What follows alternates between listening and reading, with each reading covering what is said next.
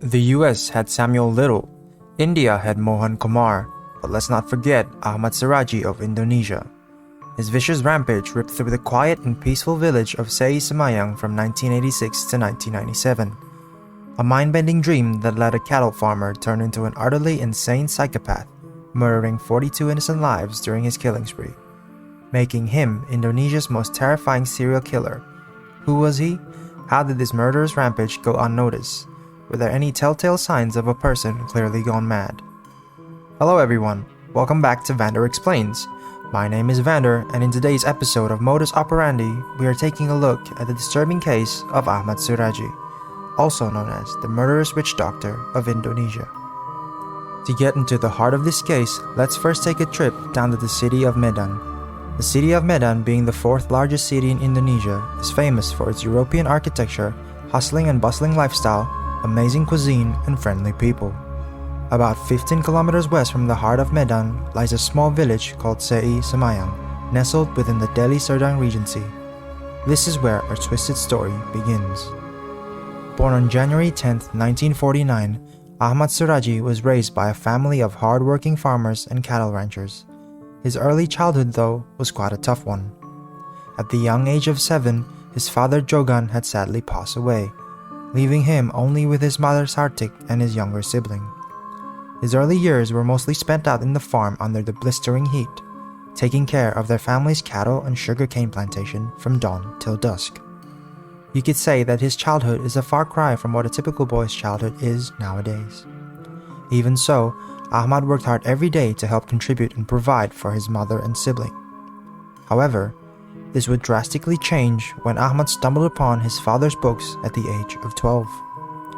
While rummaging through his father's old belongings, he stumbled upon a very peculiar notebook with strange inscriptions on it.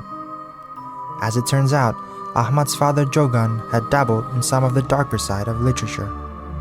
In the book contains very eerie details of how someone could perform black magic. Reading the book piqued Ahmad's interest. He then began to read up on more and more books while conducting his very own research. He would often tend to his duties as a farmer by day, and he would practice black magic by night. Over time, as Ahmad grew older, he would gradually become a self-proclaimed dukun. Dukuns are essentially the equivalent of a shaman who claimed to be capable of magical and miraculous feats. Most of his clients were young women seeking help to cure illness, find love, improve their beauty, or somehow improve their wealth.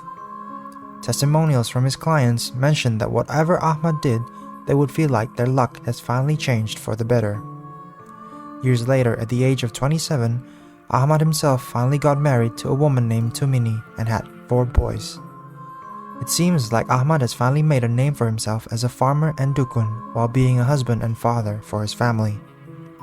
However, in his twisted mind, instead of being grateful to the life he has now, he was upset that he didn't or couldn't have any daughters. He thought that it was Tumini's fault that she couldn't bear female children, so Ahmad decided to marry 2 more women, named Tumina and Ngatia. Horrifyingly, these women were none other than Tumini's own sisters, which were technically his sister-in-laws. Ahmad's mother was disappointed by his decision and did not give Ahmad the blessing to marry his in-laws.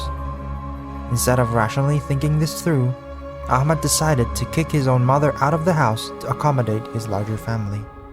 Despite that fact, Ahmad and his wives would seem to live happy lives, or so they thought. One fateful night in 1986, when Ahmad was 37, he was visited by the spirit of his late father in his dreams.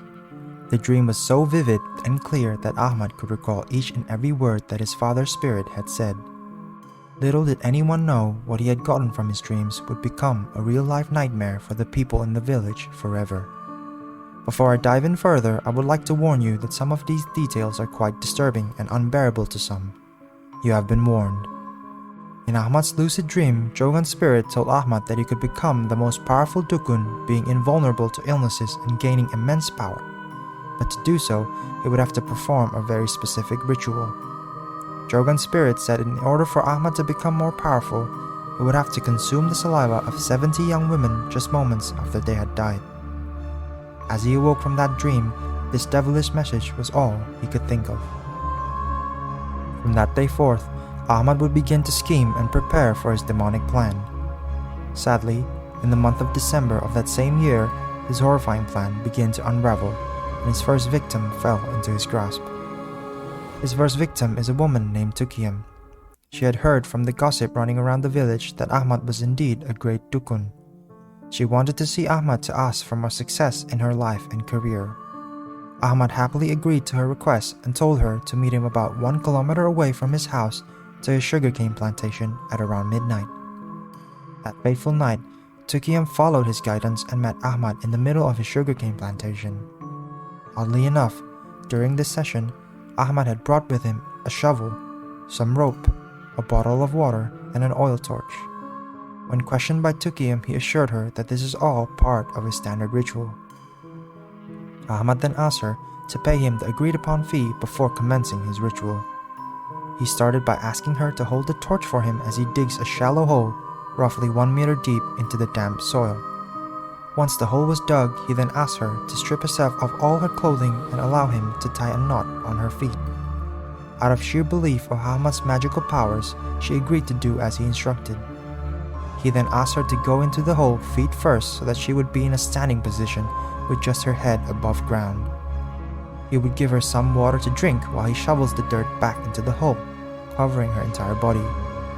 He positioned her in such a sinister way that Tukiyam's head would be aligned to face the direction of Ahmad's house. Ahmad then knelt down and began to read his shamanic incantations aloud. As he finishes his readings, out of the sudden, he lunges forward with his hands open. He then strangles Tukiyam with his right hand while using his left hand to cover her mouth and nose. Unable to move or scream, Tukiyam had no chance of fighting back. As terror rose and blood rushes to her brain, she slowly but surely begins to suffocate and weaken. It was over within minutes and Tukiyam was dead on the spot.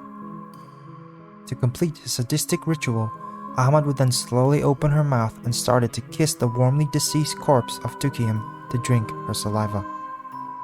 He then dug the hole again and this time fully bury her in the ground. Ahmad would then take a piece of Tukiyam's clothing as his trophy and adds it to his collection. By the next morning, he would resume his life as a farmer as if nothing had ever happened. As he began to kill more and more women, he refined his MO to ensure that he would be able to reach his goals with no one finding out. His signature MO would first involve luring women to his sugarcane plantation through his repertoire as a dukun, digging a shallow hole to which sometimes he would ask the women to do for him, then to ask them to undress and be willingly bound at the feet before entering the hole. Their head would always be positioned to face the direction of his house. They would all get a sip of water before Ahmad then began to read his incantations aloud. After reading them, he then begins to strangle the women mercilessly. He then would consume their saliva as they died before repositioning them for their final burial. He would then take a trophy for his collection and would take any remaining valuables that the women might bring. This unfathomable spree would reach unimaginable heights as the murderous witch doctor continued his serial killings from 1986 to 1997. For 11 years, Ahmad had managed to persuade and lure 42 different women into his twisted and psychotic trap before brutally killing them with no remorse. This meant that Ahmad would average murder at least 3 or 4 women a year. And these women would range from as young as 13 years old to 27. Yes, I said that right, 13. He would target even the most innocent of minors and rob them of their future, performing the same MO over and over to the point where there were noticeable mounds of uneven dirt and soil in his sugarcane plantation. All this while keeping the facade of being a happy husband of 3 wives and even more children, being a well-renowned dukun amongst his peers, and being your friendly neighbor across the street. Though it definitely took way too long for Ahmad to be caught, his last and final victim was a 21-year-old woman named Sri Kamala Devi.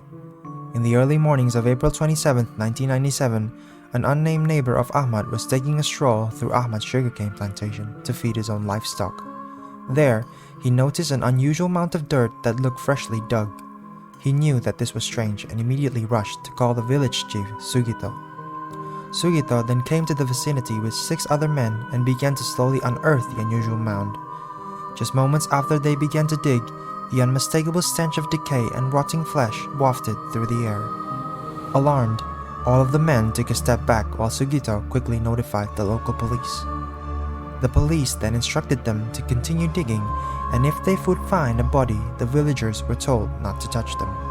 And sure enough, as the men began to dig even further, the naked and bloated body of Sri Kamala Devi was found. As the discovery of the body stunned the villagers of Sei Semayang, this horrifying news quickly spread. Sri's mother, Arsana, then came to the scene and instantly dropped to the ground as she positively ID'd the body of her daughter. Arsana said, quote, "It was like my worst nightmare had come to life. I refused to believe it was her, but there she was, dead, in front of me." Unquote. Sri Kamala Devi was last seen 3 days prior as she excused herself from her house to run an errand. The primary suspect to this murder was thought to be Sri's fiancé, as her family recalled that they were having an ongoing argument before Sri mysteriously disappeared.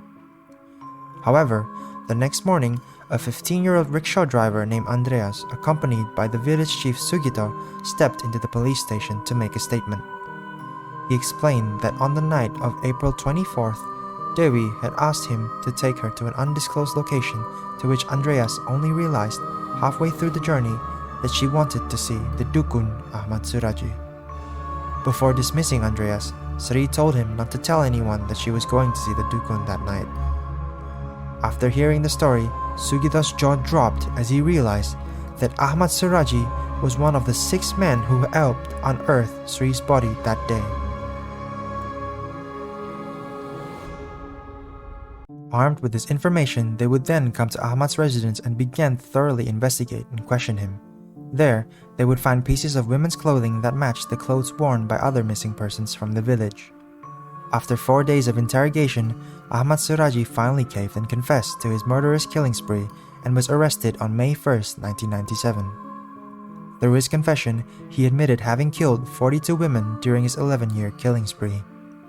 An even crazier revelation was that Ahmad said that he had help from his first wife Tumini in several of his murders. Ahmad was sentenced to death and would be placed on death row immediately, while his wife Tumini was sentenced to life in prison. Ahmad would spend 11 years in death row, where he tried to appeal multiple times for the possibility of a reduction in sentence to the High Court of Indonesia. Thankfully, all of those appeals were denied. During his years in prison, he would try to show remorse by willingly showing the police the precise locations of where the other bodies were. From his confession, the village of Sei Semayang was able to uncover exactly 42 bodies, to which some remain unidentifiable till this day. Ahmad also shockingly confessed that during that fateful night in 1986, where he saw his father's spirit, he was never actually instructed to murder 70 women, but only to consume their saliva just after death. Ahmad then said that it would be much easier to kill them, as it would take forever to find 70 young women dying of natural causes. In July of 2008, Ahmad Suradji would breathe his last breath of air in front of a firing squad of 12 police officers. 3 bullets struck the chest of Ahmad Suradji and he was dead on the spot.